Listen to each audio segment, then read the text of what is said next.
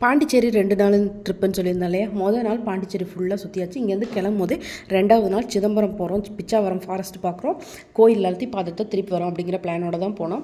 Christmas அன்னைக்கு நாங்கள் பாண்டிச்சேரியில் இருந்தனால எங்கள் ஃப்ரெண்டு ஃபோன் பண்ணி சொல்லியிருந்தாங்க, பிச்சாவரம் பயங்கர கூட்டமாக இருக்குது, நீங்கள் ஆன்லைனில் டிக்கெட் எடுத்துக்கோங்க அப்படின்னு சொன்னாங்க.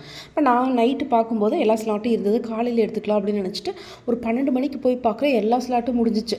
இன்றைக்கி நம்ம நல்லா மாட்டணும், திட்டு வாங்க போகிறோம் அப்படின்னு நினச்சிட்டு அங்கே போனால் அதை விட மிகப்பெரிய ஷாக் என்ன அப்படின்னு பார்த்தீங்கன்னா, சிதம்பரம் இருந்து பிச்சாவரத்துக்கு 12 கிலோமீட்டர். அந்த 12 கிலோமீட்டருக்கு பஸ் எல்லாம் எப்பயாச்சும் தான் வருமா அப்படின்னு சொன்னாங்க. சரி டாக்ஸி புக் பண்ணலான்னா அங்கே ரெட் டாக்ஸி இந்த மாதிரி எதுவுமே ரொம்ப இயல்பாக கிடைக்கல. ஆட்டோ ஸ்டாண்டு பார்த்தா ஒரு ஆட்டோவும் காணோம். ஒரு அரை மணி நேரம் நின்னதுக்கு அப்புறமா தான் ஒரு ஆட்டோ வந்துச்சு.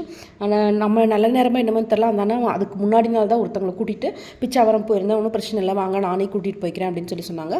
ஆனால் அங்கேருந்து 12 கிலோமீட்டருக்கு பார்த்தீங்கன்னா 1500 ரூபா அப்படிங்கிற இதில் பேசினாங்க. சரி ஓகே நம்ம போய்க்கலாம் அப்படின்னு சொல்லிட்டு அங்கே போனால் அதுக்கு வேலை ஷாக்கு, பயங்கர கூட்டமாக இருந்துச்சு. இன்றைக்கி நமக்கு டிக்கெட் கிடைக்காது, இங்கேருந்து அப்படியே திரும்பி போகிறோம் அப்படின்னு நினச்சிட்டு இருந்தேன். நல்ல வழியாக போய் க்யூவில் நின்று நம்மளேருந்து ஒரு 2வது 3வது ஆளுக்கு தான் வந்து டிக்கெட் கொடுத்தாங்க. அதோட கவுண்டர் க்ளோஸ் ஆகிடுச்சு.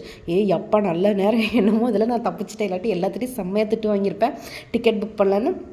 அதுக்கப்புறம் அங்கேருந்து எடுத்தால் ஒரு அந்த இந்த போட்டு தாங்க எடுத்தோம், இந்த படகு, நம்ம கையால் போடுவோம்ல அந்த படகு தான், துடுப்பு படகு தான் போடுவோம். ஏன்னா அப்போ தான் நல்லா எல்லா பக்கமும் தெரியும் அப்படிங்கிறனால. ஏன்னா துடுப்பு படகு இருக்குது, மோட்டர் போட்டு இருக்குது, 2 வெவ்வேறு ரூட்டில் போவாங்க. எங்களுக்கு இதுதான் பிடிச்சிருந்து, ஏன்னா ஏற்கனவே நாங்கள் மோட்டர் போட்டில் போயிருந்தனால இந்த படகு எடுத்துக்கலாம் அப்படின்னு சொல்லிட்டு போனோம்.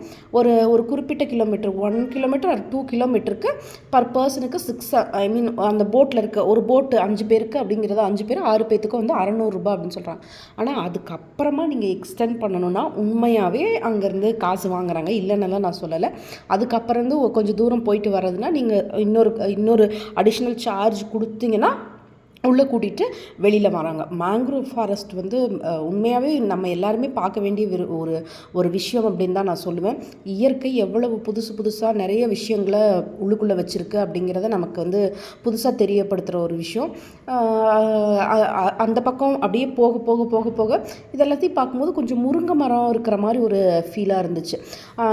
அந்த மரத்தெல்லாம் பிடிச்சிட்டு நமக்கு தேவையான அவங்களே அந்த ஃபோட்டோ எடுக்கிறது, வீடியோ எடுக்கும் போதெல்லாம் கொஞ்சம் நிறுத்தி நமக்கு இது பண்ணுறாங்க. கொஞ்சம் தூரம் போனதுக்கு அப்புறமா வேறு ஒரு ஊரே இருக்குங்க. அந்த ஊரோட கதையெல்லாம் வந்து அந்த போட்டு ஓட்டுற அண்ணா வந்து எங்ககிட்ட சொல்லிட்டு வந்தாங்க. அதெல்லாம் கேட்குறதுக்கு இன்னும் பயங்கரமாக இருந்துச்சு, சுனாமி கதையெல்லாம். அதெல்லாம் அடுத்ததில் நான் உங்களுக்கு சொல்கிறேன்.